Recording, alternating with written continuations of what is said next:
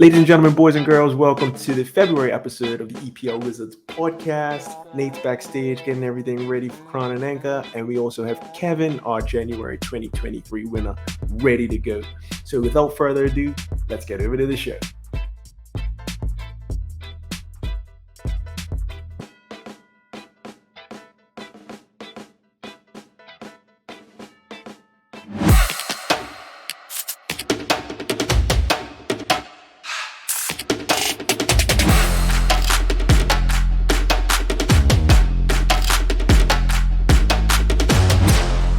Hey Nate, how you doing? What's up? Bub, I'm lovely. Can't complain. Good.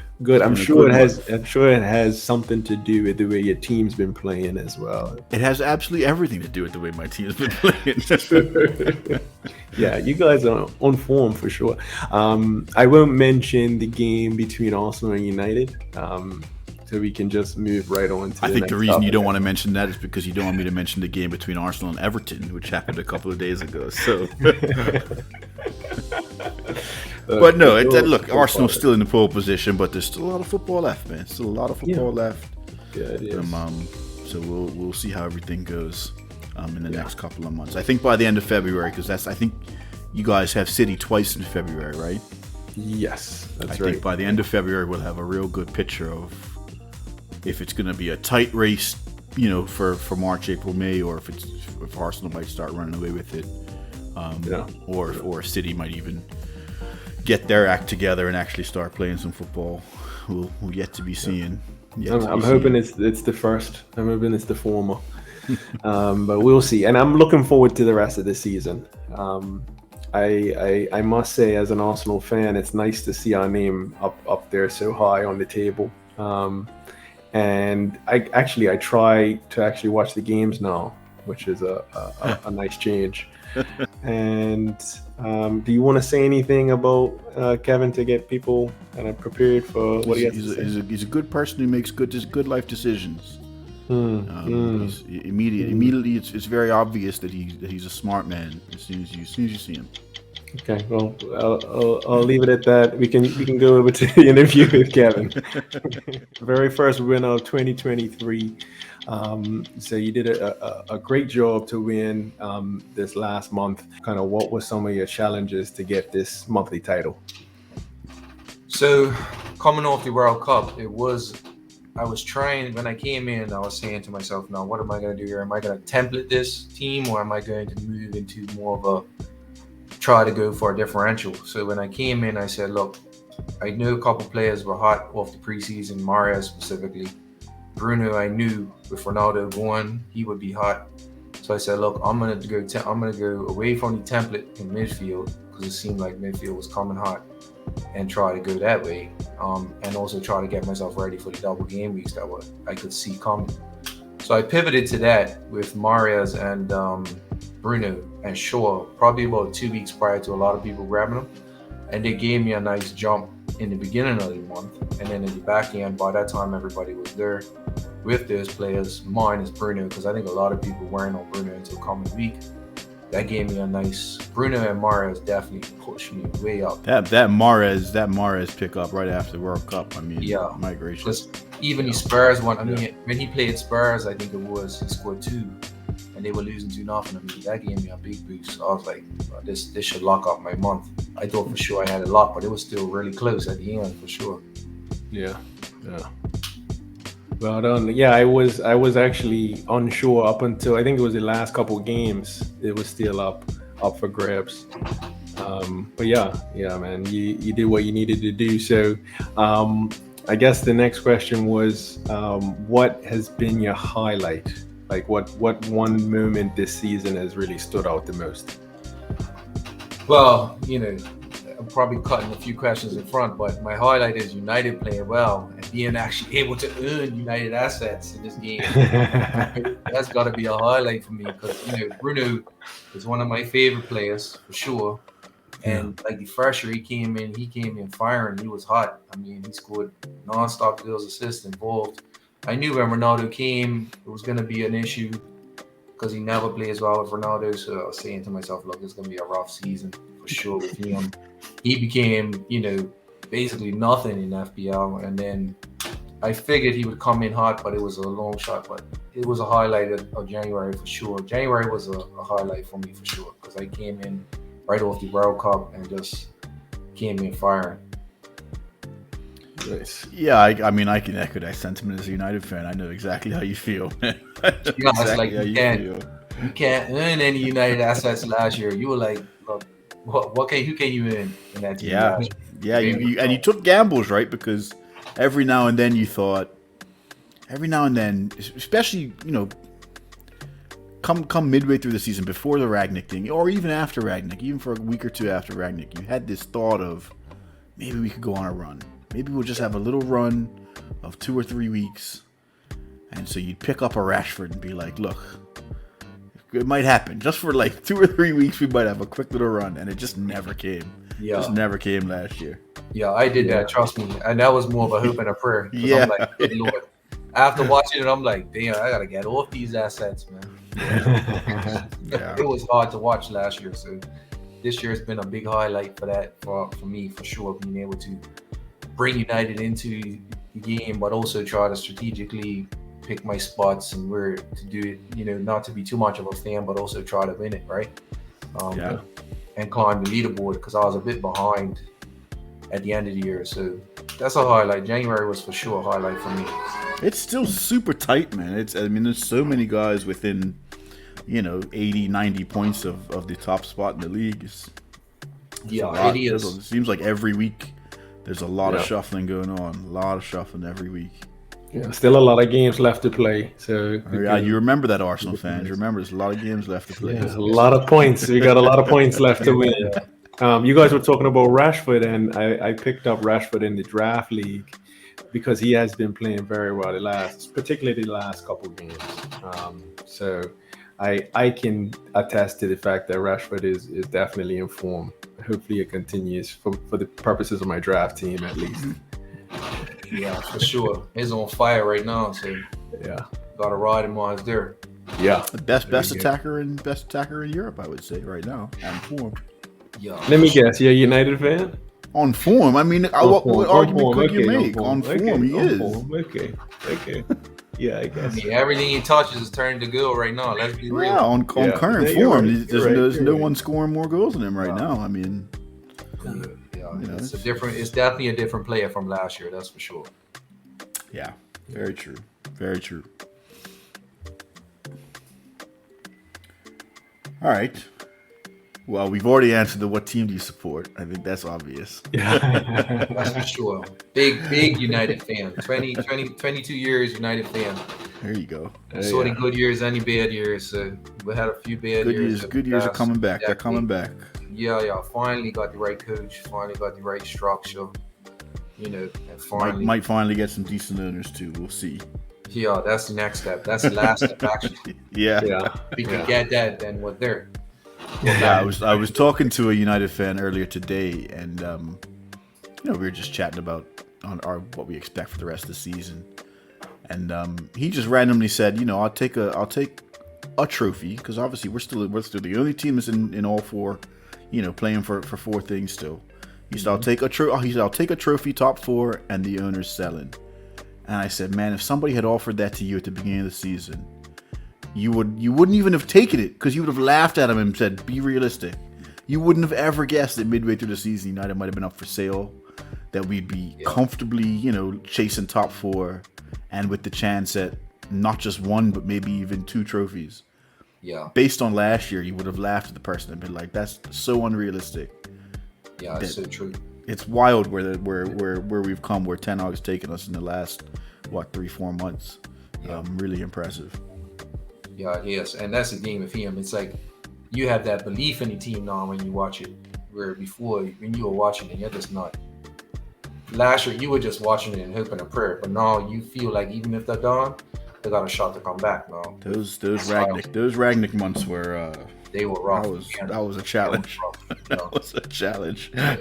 Yeah, I'm in a group chats with a lot of United fans that are in this league too, and we'd be sitting there, guys. I'm telling you, enough guys were like, look, I'm going. This is it. I'm done. It's like 50 minutes in. I'm not watching this anymore. I like my life too much, and I can't stress like this. So, yeah. I wanted to ask you, Kevin, what like how did you start being a United fan? What made you choose United? So United, before I became a United, I was a United fan more because of a few different players, but I liked a lot of like. There was a few different reasons, more or less. Before I used to support Porto, so my father was always a United fan when he was younger, and a Benfica fan. So I took the United fan, but then I never liked Benfica too much. So when I was younger, I said, look, I'm gonna go with, my uncle was a Porto fan and he was a United fan too. So I went that way, more or less. That's all it was. My father was a United fan for like 45 years. So it's more of a family passed on. I remember, I like, and when you used to play FIFA, I used to love to play FIFA with United, and FIFA 94 and all those games, and and you grow into it. You know what I mean? At that age, it's something that you grow into, and if you're bought into it with your father or your other siblings and people like that, you watch it more and more and more. Like as my father got older, he probably watched it less. He did watch it less, and I took more to it, and I took more to coaching and also watching football strategically, and also liking to watch it overall to enjoy it.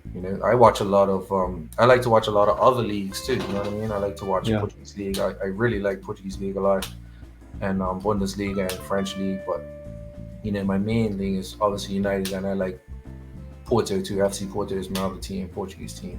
So yeah, it was more of it wasn't like a player that caught my eye or a specific moment, you know what I mean? It was more of like, it was brought into me from my father, but then also, I caught that the Champions League, the travel, and all of that at a very, young age. So it was at that time that I really took to them.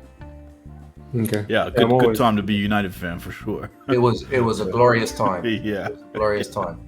Very I remember that Champions League with Chelsea. I'll never forget it. I mean, I was just like in my, younger years. I was like, this team is never going to come down. That's what I was saying to myself. Like that year that Ronaldo won it for us, I'm like, this team that is magical year. Forever. Night in Moscow, yeah.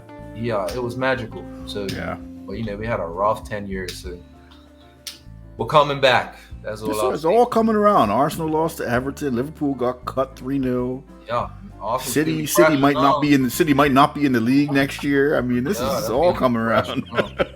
Liverpool, yeah. Look at Liverpool. I got a couple of Liverpool friends, that are in this group, and they're like, good Lord, how could it fall? How could it fall? How it's falling? You know what I mean? How could this team be playing the way they are? But just year to year, with the amount of competition in the league now and the amount of money in it, it's a different beast, right? No. Yeah, it is. It's completely different, even though they have more or less the same team, minus one or two players. It shows you how from season to season they could change drastically. Yeah. It shows you that if you don't invest in your club year to year, you're going to fall behind very quickly. Yeah, very quickly. Very quickly. Yeah. I mean, Liverpool's also, especially in the last year or so, they've invested on early returns. They've invested poorly. Yeah. Obviously, you still got to give guys like Nunez and Gakpo a little bit more time, but the early returns aren't great. Let's put it that way, and that's a lot of money spent. So I mean, we'll see how it goes. I still think Liverpool, unfortunately, I still feel I rate Klopp as a manager as much as he annoys me. I feel like they'll figure it out, but I'm enjoying it while they're not. Yeah, same here. But you couldn't stop hearing the Peel fans when they were winning, right? The one that tied the Champions League. That's when they were in the glory days. But, it's funny thing. I told my mate that's in this league. I told him, look, Liverpool is like the Arsenal back when United were on top. They won 1 or 2, but at the end of the day, and it's not a shot at Arsenal. At the end of the day, they were the second best team in that era. Yeah, and Liverpool just caught City on a high, and it's difficult to knock them off when they spend that kind of money and have that kind of team that they have.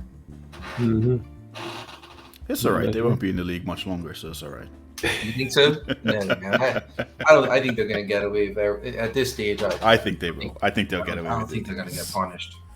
But let's hope. Yeah, we'll see. We'll see. All Let's two hope they actually of the enforce City some fair play fans will be rules, you know? upset. So what happened? I said, let's hope they actually enforce some fair play rules, financial fair play rules. It'll be interesting to see because so far it's just proven to be an absolute farce. So I feel like they have to do something, even if it's like a little slap on their wrist or a little amount. I feel like they have to do something. If not, nobody's going to take them seriously. Nobody takes it seriously now.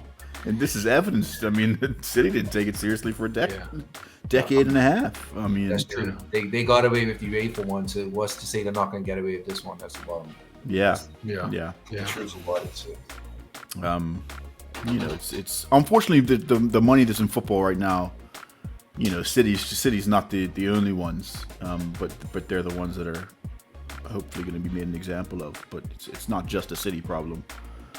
You know, I mean, my club's not nowhere near on that level, but yeah, you could argue that we haven't done very well with our current owners with how we manage money in the game, and obviously Chelsea. I mean, good lord, what they're doing is just absolutely insane. What's going on with them? Same with Barcelona. Absolutely insane. What's going on with Barcelona? So like the money that's tainting the game. City's being made the example, but they're far from the only ones. Yeah, of course. I mean, look at the Qatari PSG's owners, right? They're in multiple clubs across Europe, right? Yeah. What happens when these clubs eventually make to these competitions and they're battling each other, and you've got an owner that owns both clubs? You know, okay, well, I want PSG through, so lay down for them. I mean, it's crazy to say that, but it can happen, right? It totally could happen. Totally could happen. Let's hope it never does, but it totally could. For real, that's for sure. It sounds like what you're talking about is like a movie. It's not real life. But just segueing into movies and TV shows, anything fun you've been listening to or watching? So I don't listen to a lot of music right now because work's crazy and just time is not there. So there's more podcasts than anything else. I like listening to the Dan Labatard show. I always listen to them. They give me a great laugh. So I love listening to that to kind of mellow my day out. But I definitely show I'm watching over the last 6 months is Yellowstone. I love that show. I mean, my coworker started that over the weekend. I gotta check it out today. She was talking about it today. Yeah, that show is awesome. I mean, I didn't think it was gonna be anything when I started it, but it is a really good show. I must admit. I mean, it really catches you and keeps you in all the time, and it's enjoyable for sure. Yeah, you gave me something to watch on the weekend. So thank you for that. Yeah, no problem. I'll check it out. I was always on the lookout for tips. Always on the lookout for tips. Definitely watch it. It's good, man. I must admit, I will recommend it to anybody. All right, you got the next one, Nate? Yeah, sure. Unlock my phone. What advice would you give yourself, Kevin, if you go back in time, speak to your 21-year-old self? What advice would you give yourself? Oh my gosh, that question is, and I hear you guys ask this question all the time to the interviewer, to the people that are in this interview, and I say to myself, man, there's so many things I would tell myself, but the first thing would be invest in Amazon and Apple. That would be my first thing, because I wouldn't have to be doing what I'm doing now. That's for sure. So that would be my first thing, but the other thing would be just take time to enjoy family time more, I would say.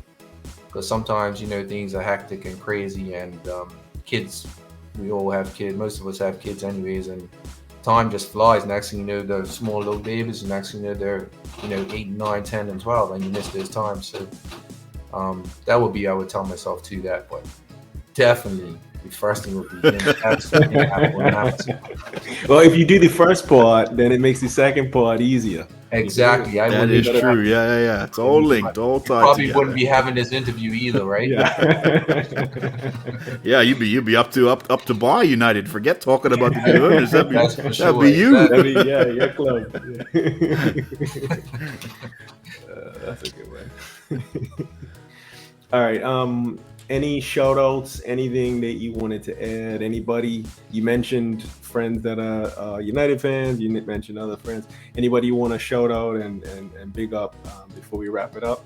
Definitely. I want to shout out to Will Osher and Che Murray Banks. Those are the two guys, my two closest friends who brought me into the league, and also, who we spend a lot of time together and do a lot of things together. But I also want to shout out my two daughters, Ava and Kayla, because I'm sure they're going to watch this. They're going to have your views up to like 3,000. And have it on repeat. Trust me, this will be highly watched just because they'll watch it 1,000 times in a row to make sure their name is said. So yeah, so that would be. What are their names? Ava and Kayla. Ava and Kayla. Shout out to Ava and Kayla as well. Shout out from all of us. Yeah, yeah. So that's my two biggest fans. So yeah. Okay. Cool. All right. Yeah, so nice having you on. I want to try and slip in some lightning round questions. Oh yes, the infamous lightning round. So let's do this. So let's do, what are we gonna do? 1 minute. Let's do 1 minute. Time is up. Okay, so you want to go, Nate? You want to ask something? I don't. Who? I'm answering. You're asking. I don't know what time the was running. questions are, Fob. Okay, first one. I'll go first one. Sorry. Okay. We don't rehearse this, ladies and gentlemen. Okay, first question is, what's your favorite sandwich? Fried chicken sandwich. Fried chicken sandwich from where? I would get a KFC. Yeah. Okay, that's actually what I get when I go to KFC too. Yeah. Next question is, where's your favorite place to go to for a party in Bermuda, like a club bar? Right now, it'll probably be front yard. I'll go front yard. Front yard. And then where do you go to watch your football games?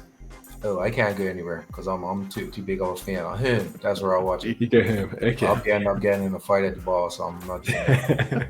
And last thing is, what are you looking forward to most for 2023? Growth. Growth, Okay. and work-wise, but also growth individually, more or less. For the Crown Nigga this week, we're going to do total shots on target. Total shots on target for the whole week? Yes, for the whole week. Cool. Nice and easy. Yeah. Nice and easy. Total shots on target for the whole week. All right, so game week 24, total shots on target. Yeah. Cool. Cool. Nice and easy. I like it when it's nice and straightforward. Yeah, it was good. Cool. You act like crown anchors are difficult to organize, Fob. Not anymore. You got them. You got them under control. Submitted, huh? Yes. I was. Last time there was only like 13 people submitted last time. Yeah. I was like, wow, okay. He was saying, Nate messaged me. He was like, people don't want free money. Like you just. I know. I'm like, wow. I don't know if ever, I always watch the videos because I know the Crown Makers in there, and plus you guys pointed out, so I try to definitely get my submission in. So so we didn't put a reminder last week. Sometimes the game weeks being so far apart from when the video is released, I think that sometimes throws people. And we didn't put a reminder in last time.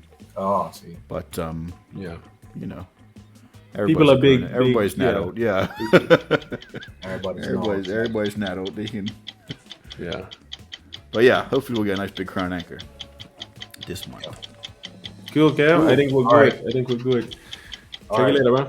Cool. Nice to meet you, Kevin. Yes, mate. All right, appreciate it. Yeah. Have a good night. You too.